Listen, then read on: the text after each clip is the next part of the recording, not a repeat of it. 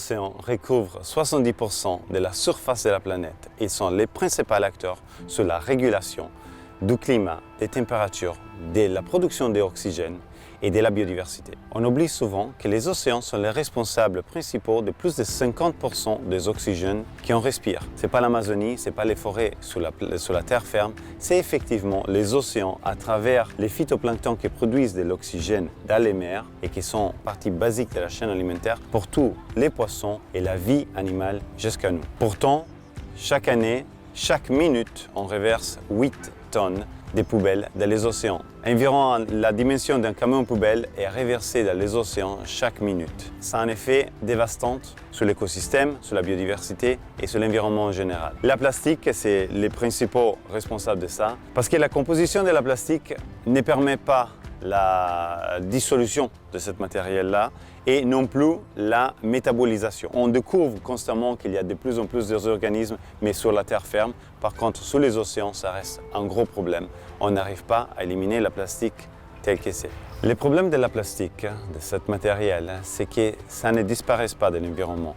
Donc, une fois laissé dans l'environnement, ça reste là pour toujours. Ça se fragmente, ça se transforme en des morceaux de plus en plus petits, ce qu'on appelle la microplastique ou la nanoplastique. Et ça rentre dans les chaînes alimentaires et est omniprésente. De nous, dans nos corps, dans nos sangs, jusqu'à la neige des Himalayas ou au pôle Nord. On retrouve la microplastique.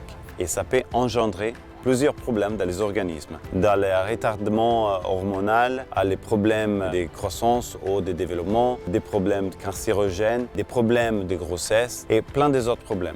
La microplastique qu'on trouve aujourd'hui dans nos sangs, dans les fluides placentales et dans les sangs maternels, qui est déjà dans nos corps, c'est la microplastique qui a été fragmentée des produits faits il y a 20 ans. D'où ça vient toutes ces grosses quantités de plastique qui se retrouvent dans la mer? Il y a deux origines essentiellement. Un, c'est l'utilisation et donc la mauvaise gestion des plastiques de la terre ferme, et l'autre, c'est l'industrie de la pêche. D'un côté, donc, la gestion et la surconsommation sur terre ferme de la plastique fait en sorte que la plastique qui est mal gérée, qui est, même si est traitée et théoriquement recyclé, on parle seulement de 9% est véritablement recyclé. Il y a une production de microplastiques qui va avec et surtout une surproduction de matériel vierge parce qu'il faut intégrer les matériels vierges avec les matériels recyclés pour faire des matériels consistants. Donc d'un côté, le recyclage ne peut pas être seulement la solution, mais aussi ça devient aussi la cause des problèmes des déchets qu'on a actuellement et de la surproduction des déchets qu'on a actuellement. L'autre origine de la pollution marine est essentiellement de l'industrie de la pêche, dont les pratiques, les mauvaises pratiques ou les problèmes qu'on peut avoir dans les autres mers fait aussi que les filets et toutes sortes de bouées et toutes sortes de matériels qui sont de l'industrie de la pêche sont laissés sur place ou jetés. Ça cause un gros problème parce que ça, c'est ce qu'on trouve dans les autres mers où il y a la vie marine la plus intense, où il y a les espèces les plus importantes, les plus grandes qui se retrouvent, qui restent coincées et qui meurent.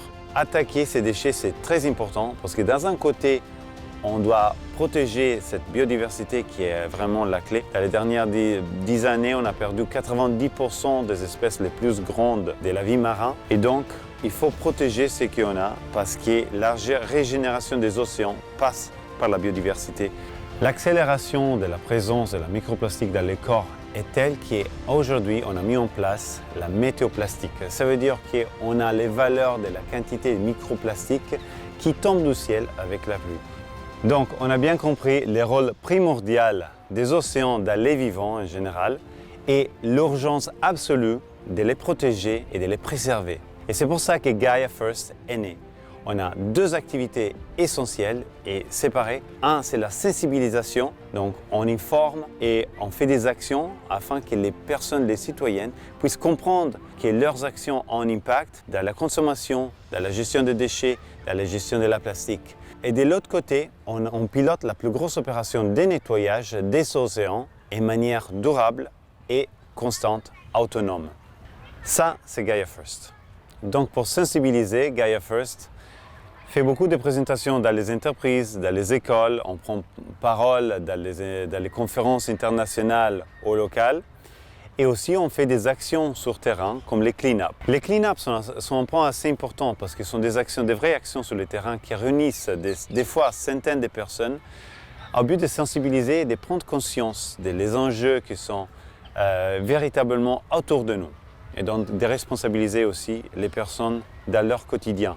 On fait des clean-up de manière régulière et on a plusieurs pays qui participent en même temps dans le monde entier sur cette clean-up. La deuxième action, c'est le pilotage de la plus grosse opération de nettoyage des océans de manière durable. Et ça, on le fait avec deux groupes externes qui sont assez connus et importants. Un, c'est le groupe RINA et l'autre, c'est Breeze Ship Design.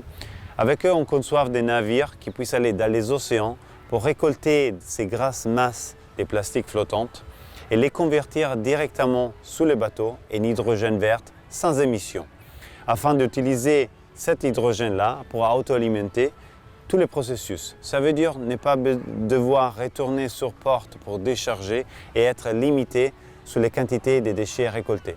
Donc ça veut dire rester sur place et collecter en taux de 50 tonnes par jour de déchets et les convertir en hydrogène pour s'auto-alimenter et rester sur place jour après jour, mois après mois, jusqu'à le nettoyage complet des garbage patch. La technologie existe, elle est fonctionnelle et confirmée et ça marche sur Terre, mais il faut l'adapter pour l'environnement marin et c'est pour ça qu'on a besoin de vous.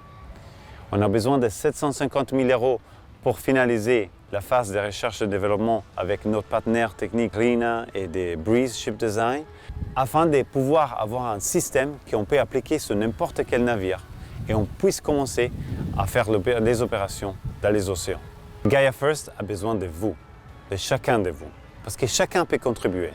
Oui, il y a certes les donations, mais il y a aussi les partages, la communication. Vous pouvez nous rejoindre sur les clean-up, vous pouvez nous rejoindre sur les sensibilisations. Et c'est important, c'est notre planète, c'est votre planète.